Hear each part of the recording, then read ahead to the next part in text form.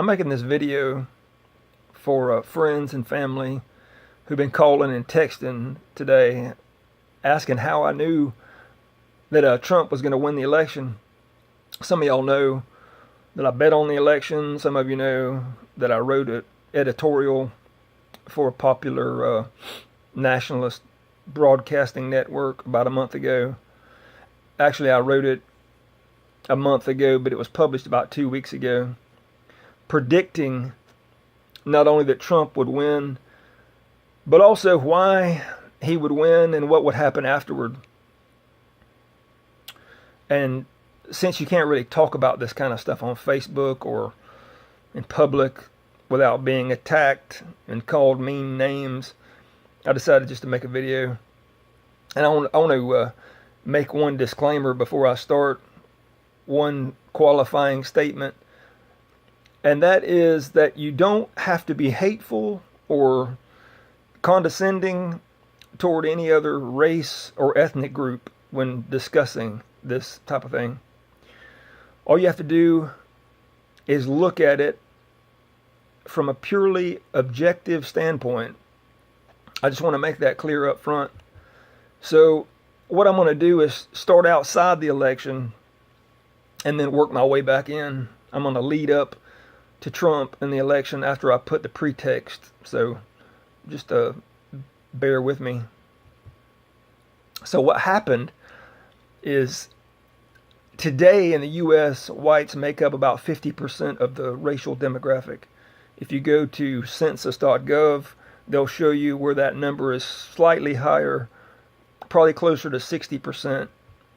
But those numbers are cooked and completely inaccurate for a lot of different reasons.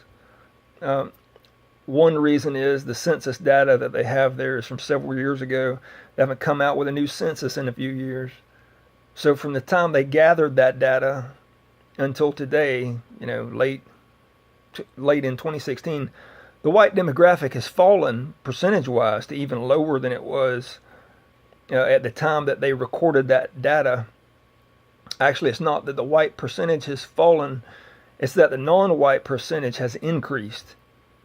Another reason the data is inaccurate is just because of what they consider white. If you look at their definition of white, you'll be very surprised. They define white as a person having origins in any of the original peoples of Europe, the Middle East, or North Africa. So that means that any U.S. citizen that came here from Morocco or Libya or Sudan or Lebanon or Jordan gets counted as white. So those numbers are completely cooked. They're not at all accurate. So basically, after you discount the bullshit math and remove all of the window dressing, whites are about 50%. If you live out in the country, you're not necessarily going to feel that. But in all of the major population centers, all the big cities, whites are an outright minority now in this country. And I'm getting closer to the Trump thing here, I promise. Up until 1965, whites made up about 90% of the U.S. population. So something happened. And that something is not going to jump out at you through the TV. You're not going to discover this on accident. I spent hours upon hours and years upon years researching this topic and other topics, very similar to this. And I'm still learning more every day. The deeper you dig, the uglier and uglier this thing gets. Something has happened since 1965, and it was not an accident. It did not happen just by chance. There's a specific group of people that have done all of this activism and all of this hard work going way, way back, at least 100 years, to do this on purpose. This group of people have written books and magazine articles. They've given lectures. They've written doctoral theses on the idea that whites must become minorities in countries where they have traditionally been the majority. And if anybody watching this doubts what I'm saying, just get with me after, and I'll provide you with mountains of evidence that this is indeed what's going on. And the evidence won't be from skinheads or neo-Nazis, but the evidence will be from members of this particular group who are academics and intellectuals, and they themselves are saying that whites must become a minority in their homelands. White people always have a hard time accepting this idea that one ethnic group would ever want to oppress another ethnic group. And I think that's because we as whites don't think this way. We don't want to oppress other groups. We're altruistic, not hostile towards other groups. This is why you always see whites, that whites are always the main ones donating to like hurricane and earthquake victims in Haiti and places like that. It's why you see white actors adopting black babies. We are simply not wired to be ethnocentric. We are wired to be altruistic. This other group that's doing this to us, though, they are genetically predisposed to be viciously ethnocentric. And I'm sorry for the long digression, but this all fits in with Trump, and it all fits in what is about to happen to white people in this country. And most of them are not going to have any idea who's doing it or why it's being done to them. So this plan for white dispossession goes back to at least the mid 1800s, mid to late 1800s. What most people don't realize is that up until 1965, we had in this country what could only be described as a racist immigration policy. We literally had an immigration law that had built-in racial quotas, and I'm oversimplifying here, but the law basically said that the U.S. is 90 or 92% white, and it has to stay that way. Other groups are welcome, but we don't want to be overwhelmed, and we want to keep the ethnic balance, the ethnic mix that we have now. This group that I'm talking about lobbied and worked and applied pressure for many, many years to overturn this law that we had. In other words, these people had lawyers and political action committees and special funds set up not to try to promote world peace or find a cure for cancer or feed the homeless, but instead their sole aim was to overturn the 1924 immigration law. That's the law I'm talking about. Overturn the 1924 immigration law and get masses of non-whites pouring into the country. This was their heroic deed. This was their philanthropy. And these people literally call themselves philanthropists for doing this. Since that time, these people have really gone into high gear. Really, 1965, with bringing in Lyndon Johnson and the Great Society and all of that anti-white activism that was going on then, these people just started getting more and more aggressive with these policies and activism until today. We are, as I said, roughly 50% of the U.S. population. And that is going to change drastically in the next 10 years.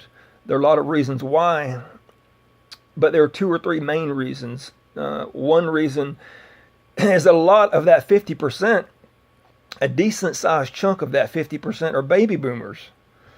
People between the ages of 60 and 75, or between the ages of 65 and 80. Those people are going to die off within the next 10 years or so, and that is going to have a significant effect on white demographics. The baby boomer die-off, in conjunction with the fact that whites are simply not having the replacement children. Non-whites are outbreeding us in lopsided fashion. So in 10 years from now, unless present trends change, we're going to see a drastic change in demographics to where whites will be about 30 or 35%. And this is where Donald Trump comes into play. this group of people that have done all this activism against us to shrink the white population, not just here, but also in Europe. These people have done the exact same thing in Europe. Most people don't know that every country in Europe, well, Western Europe, every country in Western Europe, that whites are shrinking demographically. Right now, London has an Arab Muslim mayor. People would be shocked to hear that and wonder how on earth could that happen. It happened because London is now a majority non-white, and the non-white majority is simply flexing its political muscle, just like they'll do here when we are an outright minority everywhere. Actually, every major city in England is majority non-white.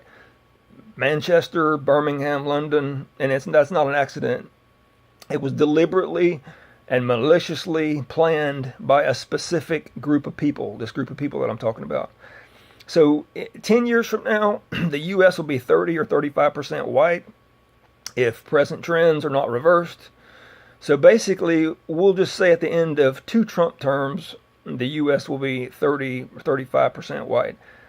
This group has done this to us, completely surround Donald Trump.